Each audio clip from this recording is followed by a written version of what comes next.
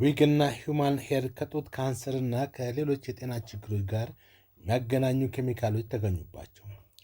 ጥቁሮች በብዛት የሚጠቀሟቸው የተለያዩ አይነት የፀጉር ማስረዘሚያ ዊጎች ወይም ሂውማን ሄሮች ካንሰር አምጪ ኬሚካሎች ተገኝቶባቸዋል ተባለ። በመላው ዓለም ሚሊዮኖች የሚጠቀሙበት ፀጉር ላይ የሚቀጠለው ዊግና ሂውማን ሄር ከጡት ካንሰር፣ ከሆርሞን መዛባት እንዲሁም በስነ ተዋልዶ ጤና ጉዳት የሚያደርሱ ኬሚካሎችን መያዛቸውን ጥናቶች አሳዩ።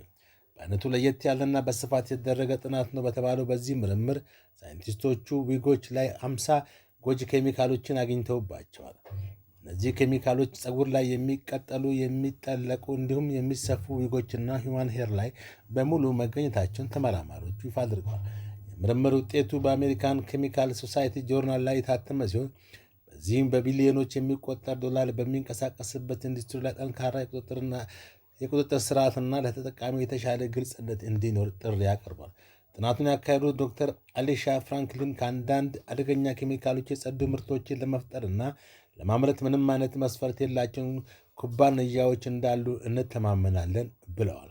ሳይንቲስቶች እንደሚሉት ዊጎች ሌሎች የሚጠለቁ ፀጉሮች ለረጅም ጊዜ ስለሚደረጉና ከቆዳ ጋር በቅርበት ስለሚገናኙ የተለየ አደጋን ያስከትላሉ። ይህ ስር የሰደደ ተጋላጭነት የረጅም ጊዜ ጤና አደጋዎችን ሊያስከትል ይችላል። የፀጉር ማስረዘሚያዎች ወይም ዊጎች ለቆዳ በጣም በቅርበት ይዳረጋሉ የሚሉት ፍራንክሊን ከዚህ በተጨማሪ ከአንድ ሰው ጭንቅላትና አንገት ጋር ለብዙ ሳምንታት ወይም ለወራት የሚቆይ ንክኪ ይኖራቸዋል በማለት ያለውን አደጋ ለማሳየትም ያብራራሉ።